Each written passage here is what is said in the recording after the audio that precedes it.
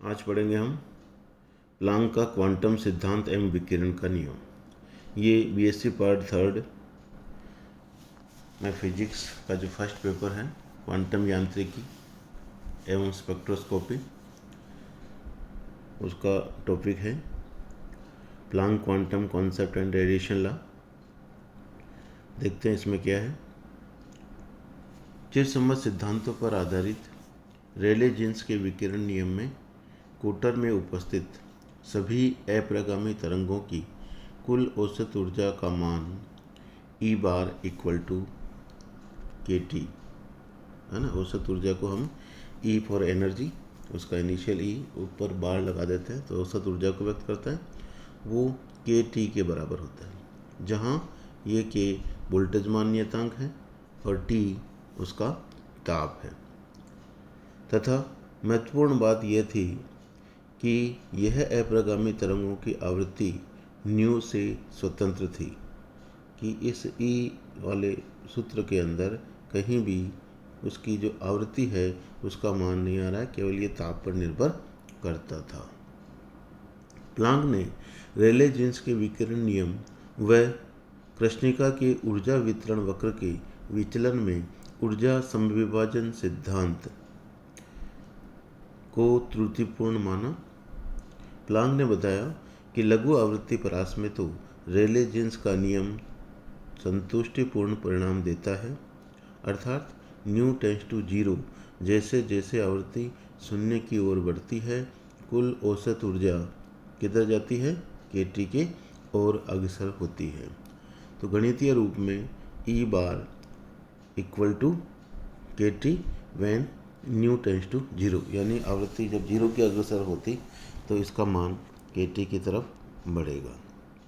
उच्च आवृत्तियों पर प्रायोगिक मानों से विचलन को समाप्त करने के लिए जरूरी है कि आवृत्ति के बहुत अधिक मानों के लिए कुल औसत ऊर्जा शून्य की ओर अग्रसर होनी चाहिए, यानी गणितीय रूप में E बार का मान शून्य होना चाहिए जब न्यू का मान किधर जा रहा हो, अनंत की ओर अग्रसर हो रहा हो, जैसा यहाँ पे दिखाया गया है। इन परिणामों को दृष्टिगत रखते हुए प्लांक ने माना कि अप्रगामी तरंगों से संबद्ध कुल औसत ऊर्जा E बार आवृत्ति न्यू या तरंग दैर्ध्य लैम्ब्डा का अवश्य फलन होना चाहिए।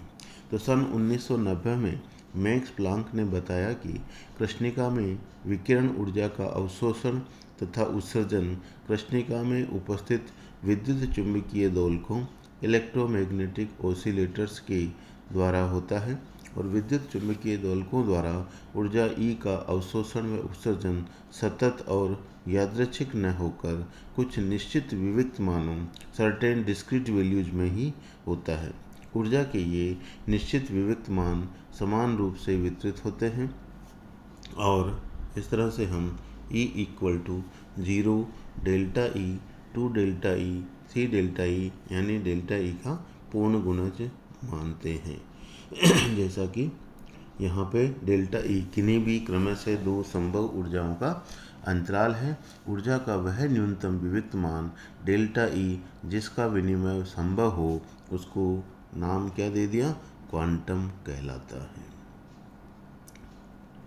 और प्लांक ने माना कि डेल्टा E जो है आवृत्ति के समानुपाती होना चाहिए, और समानुपाती नियतांक को इस तरह से उन्होंने H कह दिया, जिसको प्लांक नियतांक कहते हैं, और इसका मान 6.62 इंटू 10⁻³ जूल इंटू सेकंड होता है। औसत ऊर्जा कृष्णिका में औसत ऊर्जा कैपिटल E बार के लिए प्लांक ने निम्न सूत्र व्युत्पन्न किया, E bar equal to hν upon E की power hν by KT minus 1। तो औसत ऊर्जा की व्युत्पत्ति के लिए आपने पहले ये पढ़ चुका है, एग्जाम्पल हम 1.1 देख चुके हैं। अब लघु आवृत्ति परास में E बार का जो मान है इस सूत्र में, क्योंकि अगर न्यू लघु आवृत्ति है तो hν बाई KT 0 की तरफ बढ़ेगा, E की घात 0 का मान इस तरह से 1 ले लेंगे, तो ये इस तरह से हमारे पास क्या हो जाएगा, E बार का मान के टी के पास पहुंच जाएगा। ई बार इक्वल टू ई को अपन जैसे एक्स इज इक्वल टू क्या होता है 1 plus x square upon factorial 2। तो यहाँ अगर एक्स 0 है तो ये 1 की बार पहुंच जाएगा, 1 प्लस 1 और बाद में -1 है तो ये दोनों उच्च घात के पदों को हटा देंगे तो ये यहाँ पे एच न्यू और नीचे एच न्यू अपॉन के टी है तो ये से कट जाएगा और ये केवल के टी के बराबर रह जाएगा। इसलिए ये लिखा है कि इसका मान के टी की ओर अग्रसर होगा। उच्च आवृत्ति परास में ई बार का मान देखना हो तो एच न्यू अपॉन के टी क्या हो जाएगा, अनंत के बार पहुँच जाएगा। ई की घात इन्फिनिटी को हम क्या कहेंगे, इन्फिनिटी कहेंगे, -1 तो वो भी इन्फिनिटी रहेगा तो ये टेंस टू 0 हो जाएगा। इसलिए उच्च आवृत्ति के लिए एच न्यू अपॉन के टी अनंत हो जाता है, इसलिए ई बार 0 की ओर अग्रसर होता है। तो प्लांक का विकिरण नियम रेले व जेन्स के विकिरण नियम की निम्न समीकरण का प्रयोग करते हैं और स्पेक्ट्रम में ऊर्जा घनत्व कोटर में अप्रगामी जो तरंगों का घनत्व है उसको उसकी ऊर्जा से गुणा कर देंगे तो वो ऊर्जा घनत्व आ जाएगा। इस तरह से nu u nu d nu is equal to ये कोटर में अप्रगामी तरंगों का जो घनत्व है उसका मान है और ये कोटर में प्रत्येक अप्रगामी तरंग की कुल औसत ऊर्जा का मान है। दोनों को गुणा कर दिया तो ये यहाँ पे हमारे पास प्लांक का विकिरण नियम आ गया और ये न्यू स्क्वायर और ये न्यू मिलकर न्यू क्यूब हो गया, 8 पाई है ही पहले, सी स्क्वायर इधर सी क्यूब एच न्यू अपॉन ई की घात एच न्यू अपॉन के टी -1। ये सूत्र हमारे पास आ गया। तो प्लांक का जो विकिरण नियम है तरंगदैर्ध्य के पदों में हम लिखना चाहें तो nu is equal to c by lambda, यहाँ पे ये डी न्यू इक्वल टू हो जाएगा -c upon lambda square D lambda का प्रयोग करने पर new lambda D lambda is equal to 8 pi S C upon lambda 5 D lambda E की power S C upon lambda K T -1। ये सूत्र एक तरह से किसके हो गया, ऊर्जा घनत्व का तरंगदैर्ध्य के पदों में नियम आ गया। तो समीकरण 1.29 तथा 1.30 क्रमशः आवर्ती तथा तरंगदैर्ध्य के पदों में प्लांक का विकिरण नियम कहलाता है।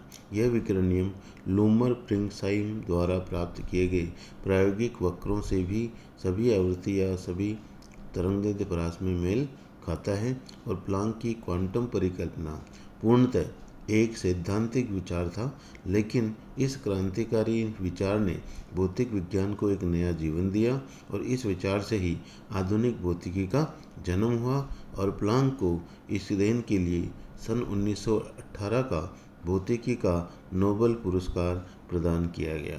प्लांक जर्मनी से थे और उनके नाम पर जर्मनी में विश्व प्रसिद्ध शोध संस्थान मैक्स प्लांक सोसाइटी स्थापित है। तो ये हमने आज प्लांक का क्वांटम सिद्धांत एवं विकिरण नियम पढ़ा है।